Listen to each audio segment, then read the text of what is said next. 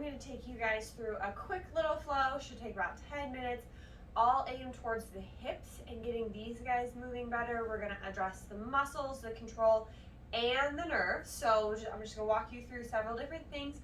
We are going to do all of them on the floor. There's no equipment necessary. We are going to come into a half kneeling position to get started. So we want our front knee directly over our front ankle and our back hip directly over our back knee. We want to turn our back toes under. That just helps pull on the fascial system a little bit extra than if we were here. It also makes stability a little bit harder because we're not resting on our entire shin. So this does great things for the nerves too. So from this position, what we're going to do is we're going to tuck that tail, squeeze this pelvis under. So if you're struggling with that, find these big hip bones that you can feel with your hands and just rotate them up towards your nose, okay? So we're going to tuck, and then we're going to take that outside hand, so the same hand that belongs to the leg that is down, and we're going to side bend. We're going to make sure that we're breathing, okay? So we want to tuck and reach, side bend, laterally flex, reach this other hand down towards the ground, be active, take a big breath, let it go. We're going to release everything, tuck, reach. This is really, really good for getting those hip flexors moving. These get tight with all of the sitting that we do. This is also really getting the QL, so your quadratus lumborum. It's a postural muscle. It helps with breathing. It lives here at the back. It's tight in lots of people and needs a little love. We're going to do 10 to each side. So then you're going to switch your feet, tuck, reach and breathe. Come on back. All of these things should be done to arrange that your body is telling you it can tolerate, it can control. Nothing should be causing you to like hold your breath and be in lots of pain. Make them little. Each side might look a little bit different. That's totally okay. We're not completely symmetrical creatures. We are, though, going to make sure that we get 10 reps on each side.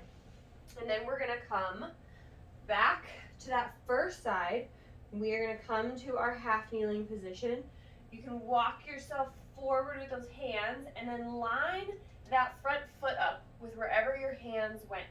We are going to feel this stretch through the front of the back leg and deep in the hip of the front leg. One thing we want to make sure that we avoid here is spinal extension to make it all happen. So nice flat back. Okay, so belly button in ever so slightly. From here, what we're going to do, we're going to rotate, come back down, and then reach back so that now our back hip is right over our back knee. Rock back forward. Happy spine for all of these. If you need a yoga block or a foam roller or something here on the floor so that you're not as low, that's totally fine. You can even go as far as to use a chair. We're breathing the whole time. We're rocking back. So on the rock back, we're getting some pull through that front hamstring. That's what we want. Keep these toes relaxed on the floor. We don't want them coming up. We also don't want them death gripping the ground. Okay, we're going to do 10 on each side. We're breathing the whole time. This is pain-free. Okay, so do what you can. Hands are in line with front foot. Rotate, reach for the ceiling. Rock it back. Bring that back hip right over that back knee. Good breathing. 10 on both sides, nice and slow. Okay, if you find that the rotation is really tight or this hamstring is really tight, you can hang out in that portion of the movement. Big breath. Let it go nice and slow out your mouth. Okay, the third thing that we are going to do, we are going to work on some internal rotation in those hips. We want to create 3 90-degree angles, but only if our knees feel good about it. So ideally, 90 degrees at the back knee, 90 degrees between the hips, 90 degrees at the front knee. If this is aggressive for the knees, bring them in, okay? Again, everything should feel tolerable for your body. For me, I get here and I have to like shift it out and just feel settled. Do that. You shouldn't feel like there's any like tension that's fighting you here. So again, adjust as you need to. And all we're going to do is we're going to bring our chest towards our front knee. And we're going to reach towards our back shin. Chest to our front knee. Reach towards our back shin. We don't want any pinching in the hips. So if we have that, We can adjust that hip angle as well. We can adjust where we rotate with the torso. Good stretches, nothing painful, nothing pinchy, nothing sudden is a good rule of thumb. 10, and we're gonna swap. And again, these might feel really different side to side. You might have to adjust one knee on one side and not on the other. That is okay. Chest down, come up, rotate, chest down, come up, rotate. Good breathing, go slow. Don't rush this. If this is tight, hang out at the bottom there. If this is tight, take some big deep breaths here. Go a little slower through that guy. Okay? When you finish your 10, we're going to come down to our back. So we're actually going to address the nerve. So we can't just stretch the muscles if we have a lot of extra tension in our nerves.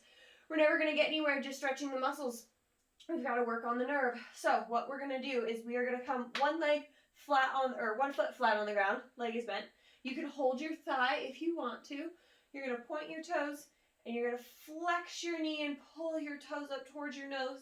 If you are very tight, this might be more what it looks like.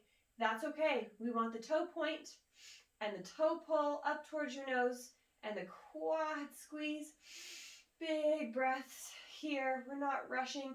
Nothing is painful. It's just pulling. This guy's going to get tight. Your shin might start to feel like it's working. All of these things are okay. Pain is not. 10 of them. And then other side. If you can see on me right here, I have different control on this left. I have different range on this left. That is all totally fine. I'm still just going to move nice and slow through that motion. I'm going to have good breathing the whole time. I'm not going to tense anything. I'm not going to hurry. So once we've got 10 on both sides there, we're going to start working on a little bit of control through those hips. So we've mobbed them out, we've stretched, we've been breathing, we addressed the nerves. Now we're going to work on a little bit of control. So this first one is still a little bit more mobility for the hips than just straight up control.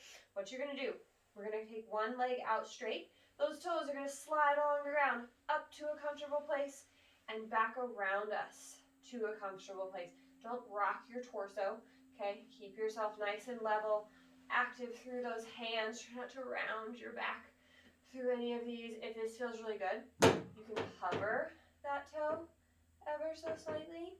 That's going to be a lot harder. So do what feels right for you.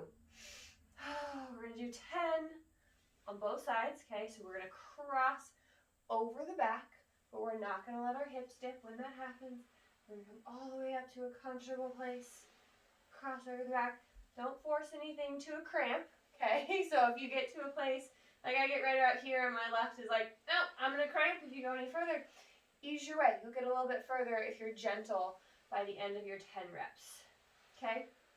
The very last thing that we're going to do is we're going to work on our ability to extend through our hips without extending through our spine. So you're going to come nice and straight. A lot of times what happens is people don't know how to control extension through their booties, so they just use their spines, and that's where you run into backs that are sad, and cores that don't really work, and glutes that don't really work. So we're going to, from this straight leg position, we're just going to little glute squeezes. 10 of them. Little. Keep that leg straight, okay? We don't want to be extending through the knee, because now we're working on quad extension as well. We want this to very much just be hip extension. Back stays flat. We're not rounding, okay? We're not extending through our spine. If you're not really sure, throw yourself in front of a mirror. Throw something on your back, okay? That'll give you feedback if you're moving through the spine and not just the hip. You're going to do 10 on both sides. You're breathing, okay? Another thing to note is making sure that this toe doesn't turn out, okay? We want it to face the ground the whole time. Should be a booty burner by the time you are done.